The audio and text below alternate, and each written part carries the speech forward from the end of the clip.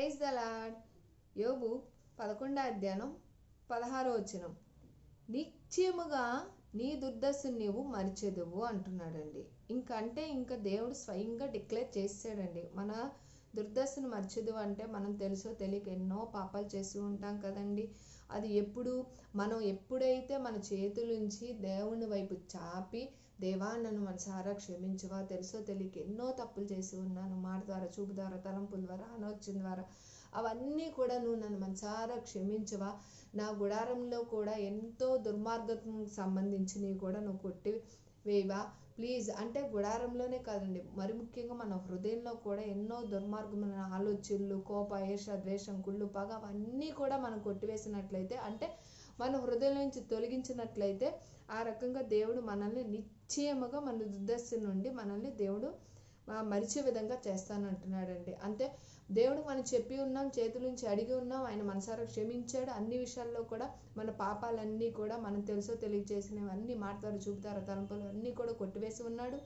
మన హృదయంలో ఒప్పుకొని ఉన్నాం కాబట్టి, మన గుడారంలో కూడా ఒప్పుకొని ఉన్నాం కాబట్టి అన్నీ తీసివేశాను అంటున్నాడు. అందుకే నిత్యముగా నీ దుర్దశను నువ్వు మరిచెదవు అంటున్నాడు. అంటే ఇవన్నీ మనం ఆయన చేతుల నుంచి అడిగి ఉన్నాం కాబట్టి అన్నీ మర్చిపోయావు, ఇంక నువ్వు దేనికి జ్ఞాపకం చేసుకోవద్దు. సంతోషభరితంగా నూతన సంవత్సరంలోకి మనల్ని సంతోషభరితంగా దేవుడు మనల్ని నడిపించాలని ఆశపడుతున్నాడు. కాబట్టి 2025వ సంవత్సరంలోకి మరి ముఖ్యంగా నీ పాతవన్నీ గతించినవి అవన్నీ ఇంకా మర్చిపోవు.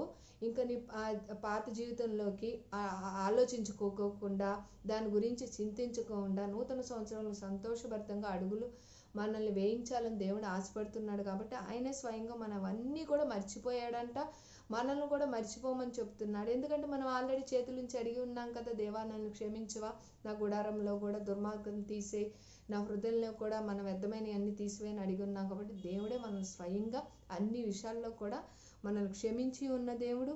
మరి ముఖ్యంగా మనం ఎప్పుడు కూడా ఆయన గుర్తు చేసుకొని అంటున్నాడు. ఎందుకంటే మనుషులు ఎక్కడో చోట పాతవన్నీ ఏదో వెత్తి మరీ మనల్ని బాధ పెట్టాలని, లేదంటే మనల్ని మరి ముఖ్యంగా ఏదో రూపంలో అదిగో నువ్వు అప్పుడు అలాగా, ఇదిగో ఇప్పుడు అలా, కానీ దేవుడు అలా కాదండి. అందుకే దేవుడు స్వయంగా అంటే డిక్లేర్గా చేసి చెప్పేసి ఉన్నాడు ఇక్కడ. నిశ్చయముగా నీ దుర్దశను నువ్వు మరిచెదవు, ఇంకా దేనికి నువ్వు బాధపడద్దు, నేను మర్చిపోయాను, నువ్వు మర్చిపో, ఎందుకంటే నువ్వు నా వైపు చేతుల నుంచి అడిగి ఉన్నావు కాబట్టి అన్ని విషయాల్లో కూడా నేను మనసారా క్షమించి ఉన్నాను.